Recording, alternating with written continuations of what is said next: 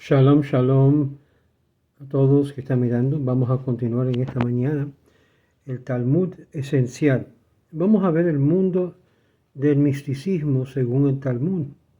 El Talmud usualmente usa reflejos o espejos que son estudiados a través de los siglos en las academias a través de los siglos. Y sin duda contiene muchos halajos y leyendas en la cual no origina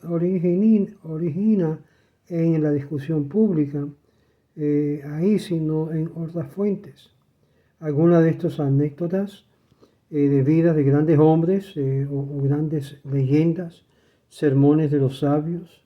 Pero aparte de todas estas excepciones, el Talmud básicamente es un archivo de deliberaciones en las academias y las lecciones enseñadas por los eruditos y sus discípulos, quien se concierne como lecciones para los eruditos y sus discípulos que se consideraban fidedignos de tener un nivel alto de erudición en su estándar. El hecho que el Talmud contiene intimidad extremadamente detallados de la vida de varios de los sabios no altera este cuadro básico, siendo que la vida privada de cada maestro y su fuente de inspiración que estudió, aún en su original, no fue con la intención de ser de conocimiento público.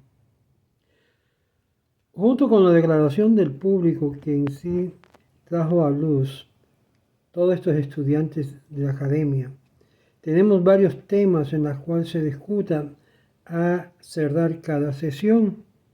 Sabemos, por ejemplo, la discusión del linaje de ciertas familias que usualmente se conducía en forma secreta.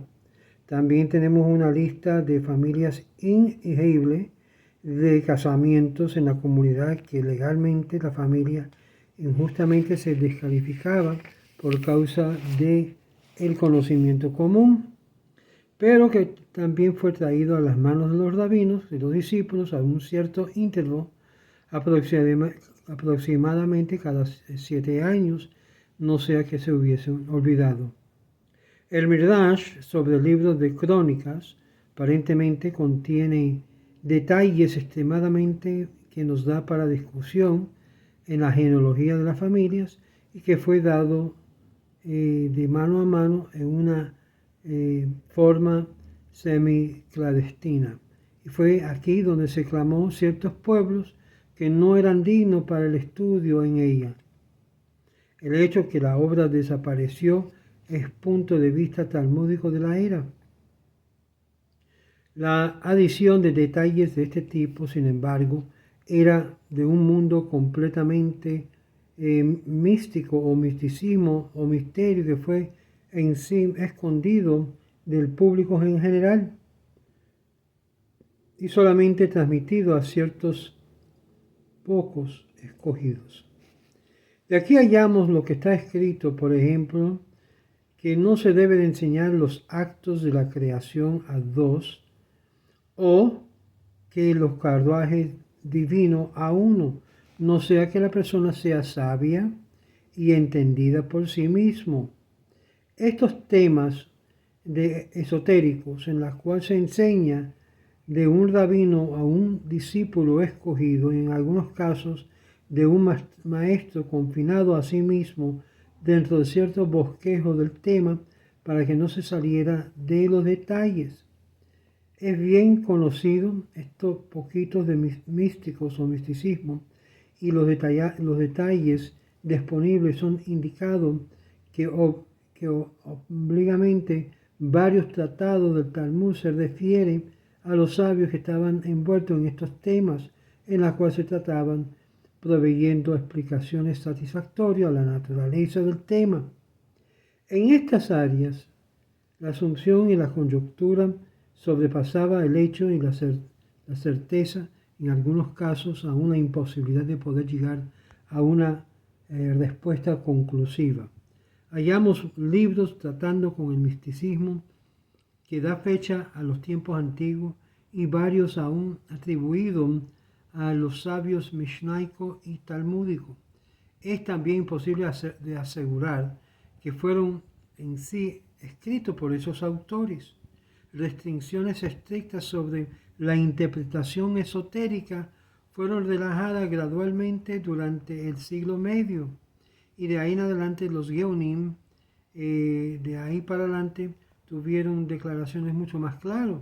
Desde el principio de la era moderna, el Kabbalah, tradicionalmente transmitido, era de gran importancia a unos elementos del pensamiento judío. Pero más bien cuando hacemos un repaso del mundo esotérico y de los sabios, está basado en esta literatura y esta luz hecha, bueno, esto echa luz sobre ciertos contenimientos del Talmud y da más bien como puyas a ella. El esoterismo aparentemente fue lo que tomó el tiempo antiguo y fue lo que inculcó los antiguos con el fin de establecer una escuela de profetas, hijos de profetas. Aquellos que en la antigüedad estudiaban lo que era Kabbalah es con el fin de desarrollar la idea de la carrera de profeta. Y esto era discusión preparado individualmente para recibir el regalo de la profecía, que trataba con la inculcación de ciertos métodos intelectuales específicos, comprendiendo los temas o los asuntos. Tales grupos secretos continuó su actividad en el Segundo Templo, en el periodo del Segundo Templo, y varios eran de la secta de los esenios, la cual aparentemente fueron influenciados por las enseñanzas secretas y acertaron ciertas fuentes fuera o afuera del Talmud, como en Filo y en Alejandría y Josefos. El Mishnaic y sabios talmúdicos se involucraron en estos estudios esotéricos cuando sus heredores de la tradición antigua y estaban enraizados en los días de los profetas que habían sobrevivido hasta el presente día. Las fuentes de este misticismo se llama Torat Basod, que fue dividido en dos partes: Maasei Bereshit, los actos de la creación, y Maasei Merkabah, los aseos del carruaje divino. Lo anterior era más bien teórico y trataba sobre la creación del mundo y la revelación del divino primario. El Maasei Merkabah está basado en el libro del profeta Ezequiel y la descripción de los carruajes angelicales, basado en ese estudio que prevalece entre Dios y el mundo, y aparentemente contiene la semilla de lo que más tarde sería conocido como Kabbalah Ma'asit o la Kabbalah práctica. Como hemos notado, todo este asunto ha sido encubierto en un misterio, y es por eso que los grandes eruditos se involucraron en los estudios esotéricos con intensidad extremada, con el fin de tratar de alcanzar lo que los antiguos alcanzaron. Estos eruditos no eran de sí mismos algo de ser ellos mismos considerados como dignos de tal conocimiento, sino que habían jugado con el tema. Entre estos temas es conocido lo que se contiene en las enseñanzas esotéricas del mismo nombre de Dios. De aquí el periodo mishnaico en adelante, explícitamente los nombres de Dios nunca fue expresado por la boca humana, excepto en el templo, donde se aprendió la Septuaginta en griego, la cual era una tradición antigua. Aún decir en el templo durante las oraciones que no eran conocidos los nombres explícitos, la cual solamente muy pocos lo conocían. Y ciertos sabios que habían servido en el templo como sacerdotes en su juventud, reportaron que el nombre era oído, era declarado durante la bendición sacerdotal, pero intencionalmente ahogaron lo que es el cantar de los levitas para que aún el sacerdote más joven jamás podría haber oído el nombre pronunciado. Y es por tanto que no hay ninguna tradición actual, excepto en la Kabbalah, de las formas como se pronunciaba el nombre divino. Y por lo tanto, y aparentemente hay una cantidad de maneras que fue expuesto más después de los cabalistas y sus obras que trataron e intentaron hacer una transcripción viable de su huésped. Además se sabe que son 4 letras del nombre, aparte de su santidad. Y es aquí explícitamente que esos 4 nombres, o los 12 nombres, o los 42 letras del nombre, aun si uno era de 72 letras, son referidos varias veces en el Talmud, pero sin explicación.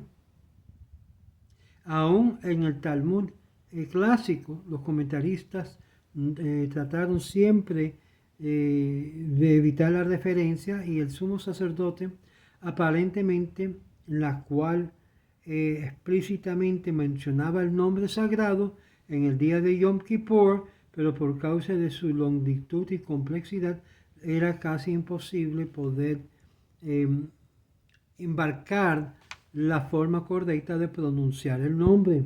Y esto trajo lo que es una estimulación de la gran reverencia, como menciona la Mishnah. Cuando los sacerdotes oyeron este gran y terrible nombre ser pronunciado por el sumo sacerdote, ellos se doblegaban y se arrodillaban y decían: bendito el nombre que su honor del reino para siempre y para siempre. El Talmud explica esos pocos discípulos que tuvieron el talento y las cualidades sobresalientes, que eran de un estándar moral sobresaliente, en la cual eran nombrados por los rabinos. Estos místicos o esotéricos que guardaban las cosas escondidas por varias razones. La primera razón era porque se consideraba el asunto perteneciendo a la grandeza de Dios y que hubiese sido dado algo digno para que ellos pudieran estudiar. Además, eran temerosos y indignos, y aquellos que eran indignos de usarlo podrían caer bajo la idea de que el hombre puede adquirir el poder humano de conocer los nombres y en los secretos acceder y, según lo que es este mundo, constituir lo que es el poder de la creación y lo creado. Los sabios también reconocieron que las letras, según el cielo y la tierra fueron creados, era el instrumento de prestar a los mortales el poder de involucrarse con los mismos actos de la creación. Y así, de esta forma, los justos escogían y deberían ver quién había de crear el mundo. Y a veces leían los sabios que estudiaban el libro de la creación y los varios objetos creados. Esto se relaciona con un erudito que creó un hombre al revés de recitar nombres. Y esta fue la primera referencia de la leyenda del golem, la cual aparece aún en la literatura esotérica medieval. Este poder de crear, aún de destruir, fue ampliamente usado por el Baal Shem Tov, poseedor del nombre, quien sin duda tenía poder que aumentaba el esconder el asunto y del conocimiento del pueblo para que no lo pudieran explotar por propósitos malévolos. Veremos en el próximo video la continuación de este mundo místico que nos refiere. Ahora, cuando habla del Baal Shem Tov y todo esto ya es después del periodo talmúdico. Hay que tener muy conciencia sobre esto. La gente se guía mucho por todo lo que tiene que ver con lo místico y Kabbalah. Y una de las cosas que yo he enfatizado, que alguien no debe estar envuelto en Kabbalah si no tienen por lo menos lo básico estándar de lo que es la Torah y lo que es la Halajá. Seguiremos esta segunda parte del mundo del misticismo en el Talmud. Shalom.